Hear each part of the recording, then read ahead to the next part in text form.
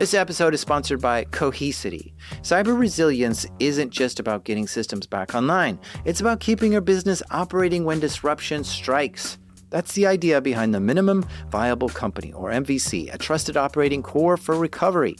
Cohesity built the MVC to help organizations identify the essential applications, data, people, and processes required to serve customers, maintain communication, protect revenue, and meet critical obligations. By restoring this trusted operating core first, organizations can reduce downtime, accelerate recovery, and maintain continuity while broader restoration efforts continue. It also provides a clear recovery target, enabling teams to focus resources where they will have the greatest business impact. Learn more at cohesity.com/resilience. That's cohesity.com/resilience. Cohesity, resilience everywhere.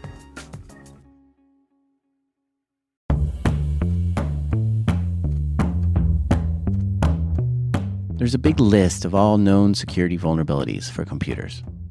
And you want to know what the oldest known computer vulnerability is?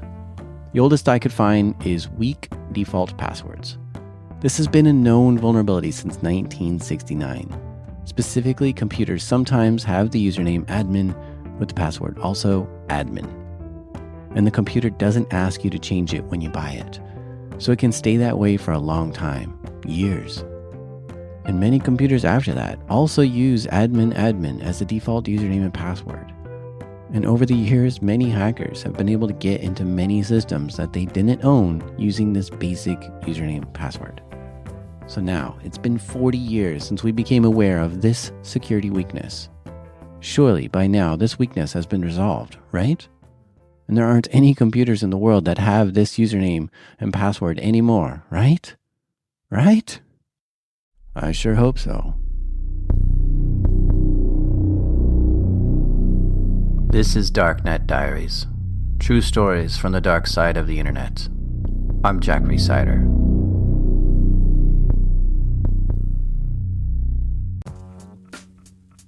This episode is sponsored by Shopify. I know my job is to make a podcast, but I really love designing artwork for Darknet Diaries, and I take that artwork and I turn it into t-shirts, and I love selling those too, but you guys wouldn't be able to get them if Shopify didn't make it so easy to have a shop online. Because first of all, Shopify has a bunch of templates to help you quickly set up a website that you love. No coding required.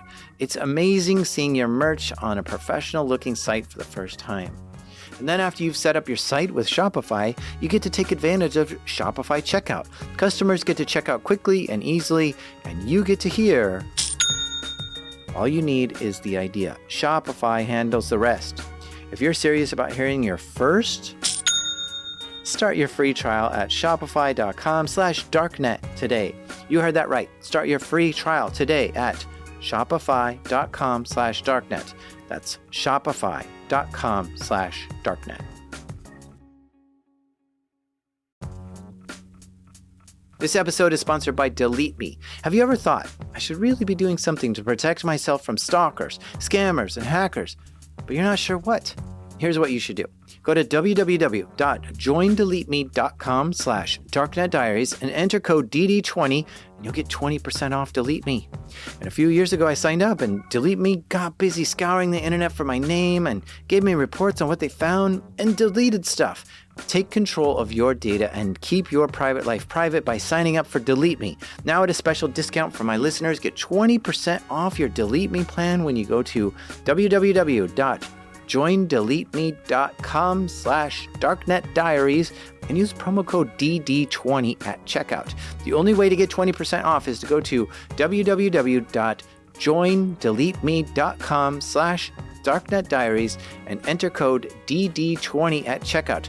That's www.joindeleteme.com/darknetdiaries, code DD20. In 2012, a security researcher began scanning the internet to see what computers are still running Telnet. Telnet is a way to log into a computer remotely, but it doesn't have encryption. So when you log into a computer using Telnet, you send your username and password in clear text for anyone to see on the internet. The alternative is to use SSH, which does the same job, but it's encrypted. And SSH has been around since the 90s, So there's really no excuse to run Telnet anymore. But while the security researcher was scanning the internet trying to see how many systems are running Telnet, they also wanted to see how many systems are using those default passwords. They used the following 4 username password combinations: admin admin, admin with no password, root root, and root with no password. They took these 4 username password combinations and started scanning the internet to see if any systems would let them log in using Telnet. And they were finding unsecured systems pretty quickly. But it took them over 16 hours just to scan 100,000 IPs. And the internet had almost 4 billion IPs, so scanning the whole thing poses a big challenge. If they were to scan 10 IPs a second, it would take them 10 years to complete the scan. So the researcher thought if they had 2 scanners, it would go twice as fast, and 100 scanners would go 100 times faster. And since the researcher was finding all these systems on the internet that they could log into as admin, then why not put those systems to work to help scan the internet? So the researcher created a program that would scan and find unprotected systems and then upload that same program to the systems it found, and then put that system to work scanning for more systems. They were creating a botnet. A botnet is a program running on many computers that are all working together to do the same task. But the botnet creator doesn't have permission to use any of those computers. And actually just logging into one computer as admin that they didn't own was illegal. So of course it was very illegal to do it to thousands of computers. The researcher knew this was illegal and had to stay anonymous and not get caught. And they let this program run and propagate all over the internet all night long. The next day, the botnet had spread to 30,000 computers and wasn't even close to finishing the full scan. After some tweaks and more testing and more scans, the botnet finished the scan of the internet, looking for all devices running Telnet that had those default passwords. And the botnet discovered 1.2 million of these kind of devices. Many of these vulnerable devices shouldn't even be on the internet. They were TVs and industrial control systems, cameras, water sprinklers, none of which should be accessible from the internet. And out of those 1.2 million vulnerable devices, the botnet got installed in 420,000 hosts. Not all the systems could run the program, and they didn't want to install it on any industrial control systems. Controlling 420,000 machines all at once was a complicated task. The researcher had to set up an elaborate system, which included middle nodes and end nodes, and each system had to be controlled individually to perform a different task. Some systems would get rebooted and their IPs would change, and it was a constant changing environment. Now, what would you do if you had control of 420,000 computers? With that many computers, you could do a massive denial of service attack against your enemies, or try to infect the world with a terrible virus. But this person had no evil intentions as far as we can tell. They were just a security researcher that was willing to break a few laws to try to understand the internet further. They now had a new mission, which was to get a detailed scan of the entire internet. The first mission was just to see how many devices were running Telnet with default passwords. This new mission was to use those vulnerable devices to do a full scan of the internet, not just checking for Telnet, but pinging every IP and checking the top 100 ports. In 2012, there really wasn't that much data of people scanning the entire internet, partially because it just takes so long. If you were to scan 10 IPs at a time, it would take you over 10 years to complete it. There were over 3.6 billion IPs allocated at the time. So scanning the whole internet required a lot of storage for the results. And it also required a lot of time to complete the scan. So they wanted to use this botnet to try to quickly scan the internet and see what's out there. The scan they decided to do did numerous checks to see if the IP is alive. They would ping it, nmap it, and test to see if the top 100 ports were open on it. So even though the internet had almost 4 billion IPs on it, the scan would really need to make over 60 billion probes to test all these different things. But with the help of 420,000 systems, they calculated they could scan the whole internet in an hour. But this kind of creates a new problem. Storing that many scan results creates a major logistics issue. We're talking about having the ability to receive over 1 million events per second of data coming back from the scan. So the researcher built a web application using Python and PHP and used Hadoop as a database. At this point, the botnet was now fully built, and ready to conduct a full scan of the internet. The researcher looked at this creation and decided to call it the Carna Botnet. Botnets are sometimes named after Roman or Greek gods, and Carna was the Roman goddess known to protect the vital organs of the physical body.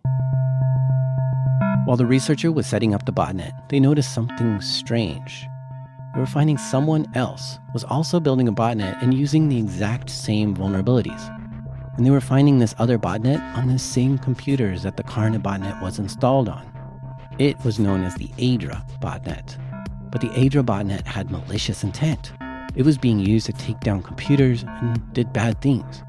The researcher was able to detect that Adra had infected over 30,000 of the same computers as the Carna Botnet. Being in this unique position, the researcher decided to block the Adra botnet from accessing devices. They were able to remove Adra from a system and block that IP so Adra wouldn't come back. And so Adra started losing numerous nodes because of this. It fascinates me to think about these two botnets out there in the world battling each other. And after the Carna botnet was built and more tests were done, it was time to conduct the full scan. The researcher gave the command for all 420,000 systems to scan the entire internet. And it worked. All public IPs in the world were scanned and the data was collected on the results. But to the researcher, that wasn't enough. After building this massive botnet and an incredible infrastructure to support it, a single scan just wasn't satisfying enough. So they decided to scan a second time, and a third, and a fourth. And in fact, they continued to scan the entire internet over and over, repeating it again and again, weeks after weeks, month after month. Because hour by hour and day by day, the internet changes. So by conducting numerous scans of the entire internet would be the only way to understand exactly what's out there. After 6 weeks of continually scanning the internet and collecting all the data, the researcher shut down the botnet. All the programs that were on the infected hosts quietly deleted themselves, and all systems were returned just to how they were before the botnet was installed. That's the end of the story for the Carna Botnet. Now begins the story of the internet census.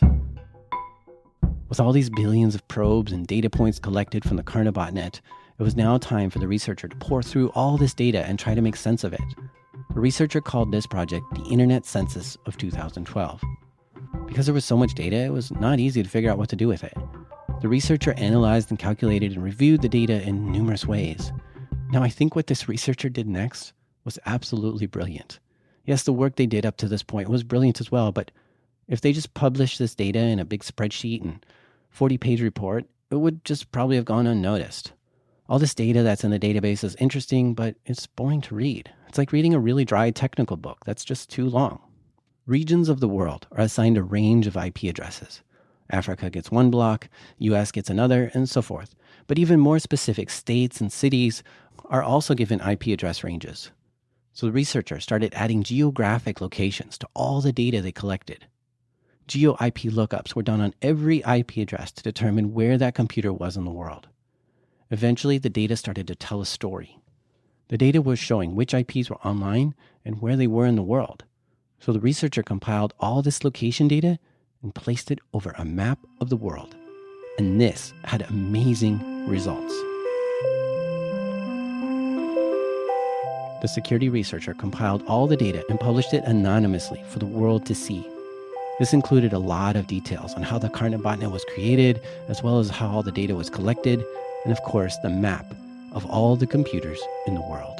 You know what? You've got to see this map for yourself.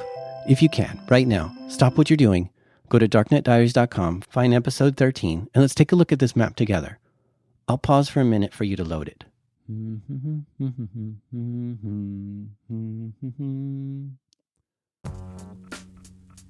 This episode is sponsored by SpyCloud. Everyday stolen identity data like credentials, session cookies, PII, and more flows through criminal underground markets. Most companies don't know what's been exposed until it's too late. For the last decade, SpyCloud has existed for one reason: to disrupt cybercrime and end criminals' ability to profit from stolen data. That mission has never been more urgent. SpyCloud's latest idea has been to recapture darknet data from successful phishes, info stealer malware, combo lists, and breachers to put it to good use. They transform it into automated identity threat protection using advanced analytics and AI to protect workforce, consumers, and supplier identities from authentication bypass, session hijacking, account takeover, ransomware, and fraud. Don't wait to become the headline. Find out what criminals already know about your organization. Get your free Darknet exposure report at spycloud.com/darknetdiaries. That's spycloud.com/darknetdiaries.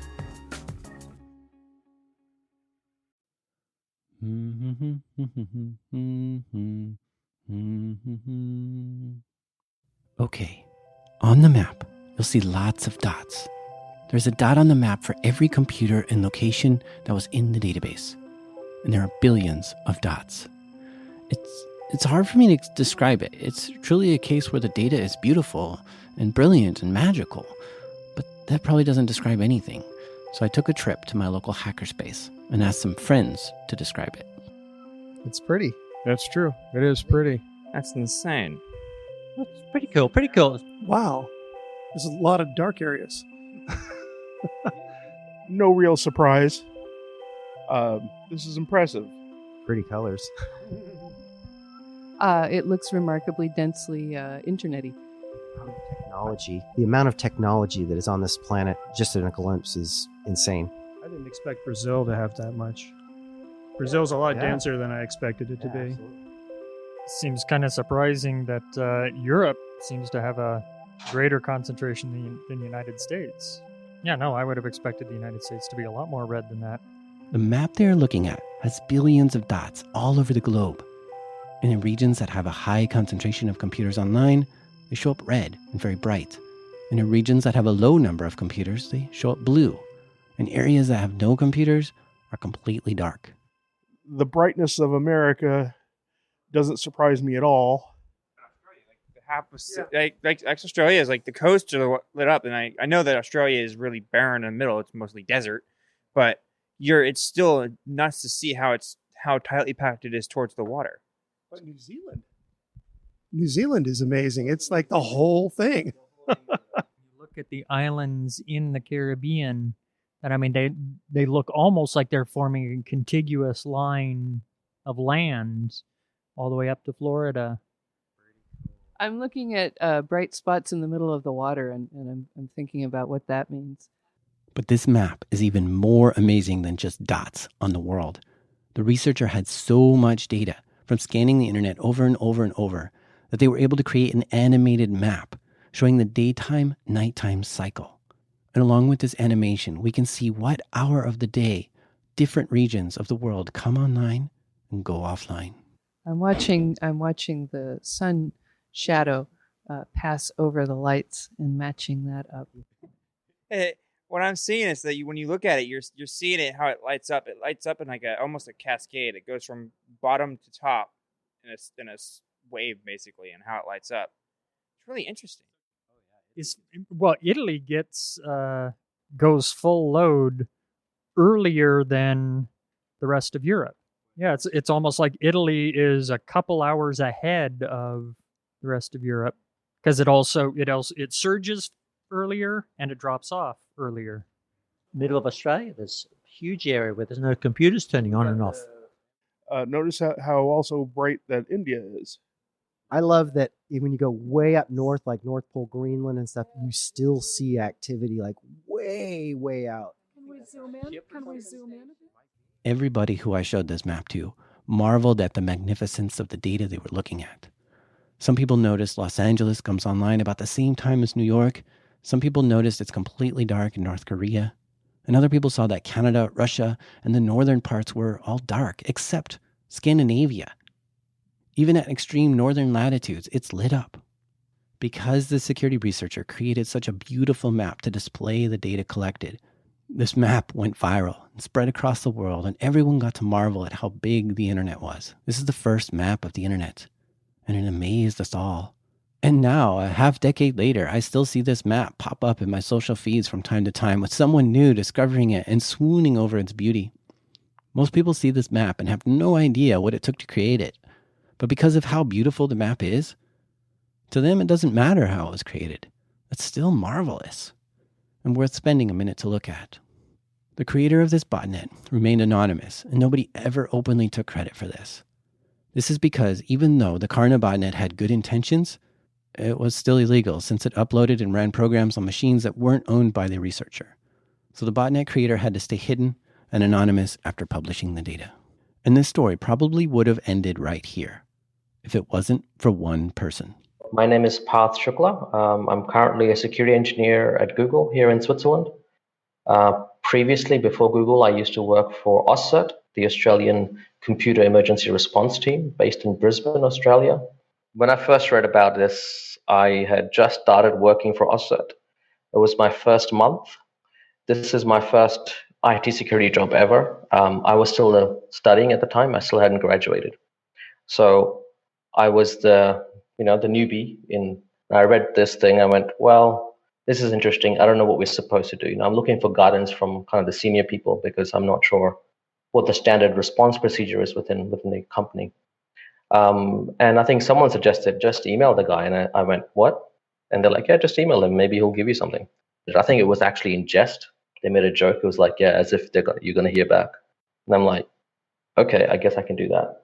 And so I found the email that was, I think, on the GitHub page already. And I sent him an encrypted email saying, hey, can you give us, since we're AusCert, we're supposed to look after the Australian interest, can you give us the compromised IPs that you used for the botnet scan for Australia only?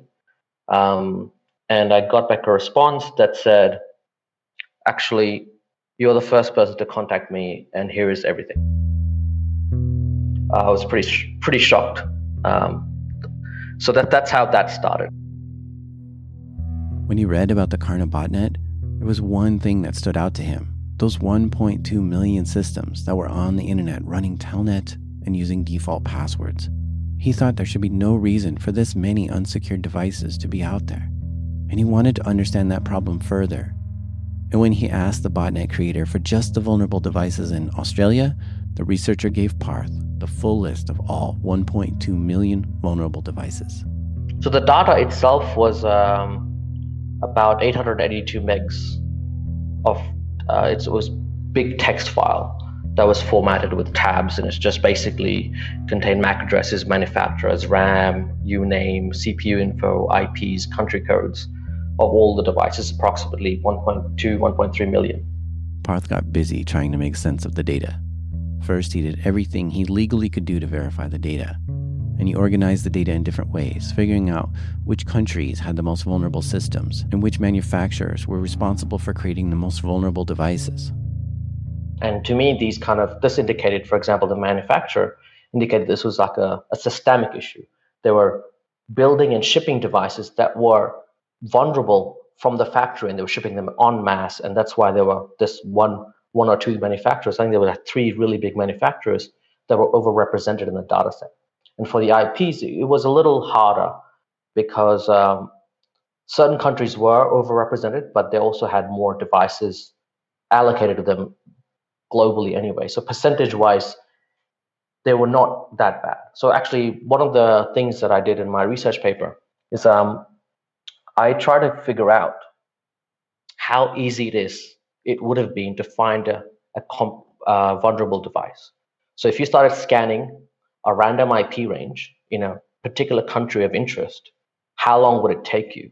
And I published a table as part of my paper of the number of seconds it would take you to find a vulnerable device given the statistics we have. So we know from all the internet registries, all the allocated devices, all the allocated IP ranges for each of the countries. We know from Carna Botnet all of the number of devices in each country. And so we can do some simple maths to figure out percentages, likelihoods. And I think, for example, I think for Australia, for example, what I was interested in, if you started scanning randomly within just the Australian IP address range, it would take you about an hour on average to find one vulnerable device. Whereas in China, it would take you on average about 20 seconds. When Parth started realizing how vulnerable the internet was, he decided to do something about it. And the end result was that I talked to over 20 certs from different countries, as I notified all the certs that had more than 10,000 devices in their countries.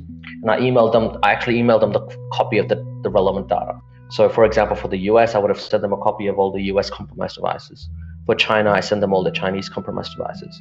And the intention there is this is kind of the job of the certs, is to try and coordinate with other national agencies who would know better how to handle the situation in their local country.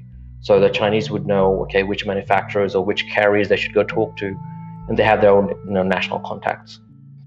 To me, the responsibility here lies more so with the manufacturer because they sold you a device with certain promises. So for the manufacturer sides, I actually contacted the IEEE. The IEEE is an organization that creates standards for electronic components. They are the authority figure for which manufacturer can use which MAC address. The MAC address is a local designator assigned to every network interface on every device in the world, and Parth had a list of 1.2 million MAC addresses as part of the data he got from the botnet creator. So I went to the IEEE and said, these are the manufacturers we have derived. These are the top 10 or top 20. I can't remember the exact number. And can you give us their contact details because I want to contact them? You should have the authoritative information on this. I don't want to just go on name because a lot of corporations can share the same name or have similar names. I want the authoritative info from you. And if I remember correctly, they denied the request. They said they can't share for privacy reasons. But they said if I had something to pass on, they would pass it on. So I remember writing quite a terse letter with my contact details and saying, please reach out to me. I have something to share with you. And out of the 10 or 15 manufacturers I reached out to via the IEEE, only one replied. And that was one of the Turkish manufacturers that was quite well represented for Turkey. And they contacted me asking for more details. Then I contacted them back, and I think we did some phone calls to make sure authenticity was good. And then I sent them an anonymized version of the data. So I removed basically the IP addresses, but I sent them just the devices that had them as the manufacturer to help them figure out which of their particular devices are actually vulnerable. And I'm hoping the Turkish one ended somewhere. I haven't heard from them since. Like, I gave them the data and, fingers crossed they did something good with it. With the data Parth collected from the Carna Botnet, he made it his mission to try to resolve this problem of so many vulnerable systems being online. He thought by contacting certs in other countries, he could help clean up the vulnerable devices out there. And by contacting the device manufacturers, he could stop them from creating vulnerable devices. But it didn't seem like very many certs or manufacturers were interested in helping solve the problem. Parth was having a hard time getting organizations to pay attention to this problem. But there were some people who were paying attention to this data. Hackers with malicious intent were seeing how the Carna Botnet was created and started making their own botnets using the exact same methods. Yeah, there's been multiple. I'm sure there's hundreds of them running right now. It was so the tool called Light Adra exploited the exact same vulnerability, and it was released in parallel. I think just a little earlier, before the Carna Botnet data was released. I think it was independently discovered. I mean, it's not a complicated issue to be discovered, right? And that led other people in the community to go, hey, it's so simple. I just click and it, like I said, on average, about, depending on where you point, on average anywhere from 10 seconds to 180 seconds, you'll definitely find an IP address that's vulnerable. Like that's a really good hit rate. What I really liked about the Carna Botnet data in hindsight is it kind of came before this became a big thing, before many of these botnets started forming, exploiting the same vulnerability over and over again. And so I feel like we have the largest, most accurate data before other botnets took over and started shutting down the telnet port, which would stop further investigation. So this, to me, seemed like a really nice imprint. The 1.3 million devices vulnerable worldwide, quite accurate at the time because he did it multiple times over a course of months. I'm referring to the anonymous researcher as he. I don't actually know if that's true. For the whole year, I worked for OSCET for about a year and a half. And out of that, for a whole year, I was working on just this. And I was very lucky that OSCET allowed me to spend that kind of time on something that wasn't actually related to Australia. There were a few people in the security community that condemned the data that came out of the Carna Botnet, saying that because the data was illegally obtained, we should not use it for any legitimate research. I agree it's an illegal botnet. I think there's no way I can disagree with that statement. The use of the data, I guess obviously my position's been clear since you can see how I've used it. I haven't really had any big ethical qualms about it. But in my opinion, the reason I think the researcher even bothered to give us this data is that actually he also wanted this problem fixed. And that's very clear by the multiple emails. I sent him quite a lot of questions, and he continued answering them. And when I did my first presentation at the OSCE conference itself, I sent him the slides, and he replied. He was happy with that outcome, and then since then he stopped communicating. And my conclusion from those events is basically he got what he wanted. He wanted publicity. He wanted a proper analysis done from someone that has a good reputation, as OSCE does in Australia. And once he got all of those, he was happy. And so I see that the reason he went into this effort to provide this data to answer these questions is because he didn't create this botnet because he wanted to own the world and destroy things and make a profit. He created it, he realized it's a problem, and he wanted it fixed. Parth, do you think you were the only person to contact the botnet creator? Yes, as the creator said so. So the last communication I had with the creator, we exchanged 2-3 emails, and the last one I just checked. I think it was a few months after our initial contact. I said, "Hey, has anyone contacted you yet?" And the response was, "No, you're still the only one." And then I haven't had any contact with the researcher since. Still to this day, the creator remains anonymous, but do you have any thoughts on who it might be? At the time in 2012, storage of 9 terabytes of data was not cheap. He had to store it and he had to compress it using Zpack, which is a incredibly CPU expensive. So actually related to this, for the internet census part, the public data, I did my undergraduate thesis on it. And I had to decompress that data to be able to access the raw data so I can index the raw data and then do some analysis on it. And that took me, the university had a high performance computing cluster of, I think, 400 machines, I think 600 CPUs. And even on that, it took a day to decompress all this data out from 500 gigs. And once you decompressed it, it became 9 terabytes. And that decompression took me a day on a high performance computing cluster with 300 CPUs. So from my mind, I just went, whoever this is obviously has a lot of money, because the claim was he did it on an Amazon cluster. This would cost ridiculous. Back in 2012, with Amazon prices, try storing 9 terabytes there for more than 6 months, and then continuous collection, and then CPU crunch to compress it so you could upload 500 gigabytes. I just see that there's kind of a lot of layers here where the only conclusion I could come up with was this was probably an already established researcher who was doing some private home research and didn't want that associated with his public identity. That's I guess, that's the best I could come up with. Why did you stop working on this data? This is a battle that seemed like we should be able to win, but I made no progress. And so my focus is now actually, personally, has shifted towards kind of focusing on problems that I can fix at hand. And whenever kind of industry-wide impacts like these are necessary, you actually have to propose a solution at a specification level. So, for example, MAC addresses are controlled by IEEE. So if IEEE made a mandate on something, then these manufacturers will be forced to follow it. Now, currently, the IEEE is not in the business of making mandates on security. And that would be an uphill battle. But that's a battle that you actually know a specific person, a specific entity that you can get involved with in their subcommittees that are actually open to participation to a certain level of people. And then now you have some hope of how you can address this systemic issue through one by attaching yourself to the core problem. And so for this particular example, I don't have a solution, but I'm just giving an example, IEEE as an example. One of the reasons I dropped working on this a lot, I left OSCE, that's for one thing, but I also haven't spent any significant time chasing this up, is because I think this is a dead end. Like addressing and trying to get manufacturer to pay attention through the public face is actually a nightmare, because what matters to manufacturers most is maintaining good PR. And if that's how you attack them, then they're going to be defensive.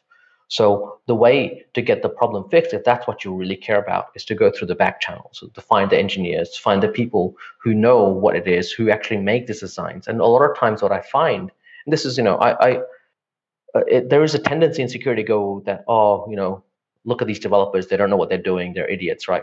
But what you find a lot of times is if you talk to these engineers who actually made these products, who decided to leave Telnet open with default credentials, you realize that actually, given the circumstances they were in, it was not a stupid decision. They had deadline crunch, they had all these other things that were happening, and they had to leave the default creds open in case the device wasn't set up correctly. So help desk can dial in remotely and make sure that everything works properly for the lame consumer. There's all these requirements that are imposed on these engineers, and they try their best to convey them. And sometimes they don't have security backgrounds, nor are they trained to be aware of these security problems. So when you actually sit down and have a chat with them or convince them, I think it's a lot easier to convince them because they can see problems because they have the same mindset. And then once they see them, they will start looking for a proper solution themselves. And then you can exclude yourself from this problem now because you've just made the correct people aware what the problem is. And that's kind of the lessons I've taken away. This was a brutal entrance to the security industry for me. It's my first thing I did in the job. There's nothing more I can do, right? I've tried my best. It's time to move on to something that's it's not as soul crushing.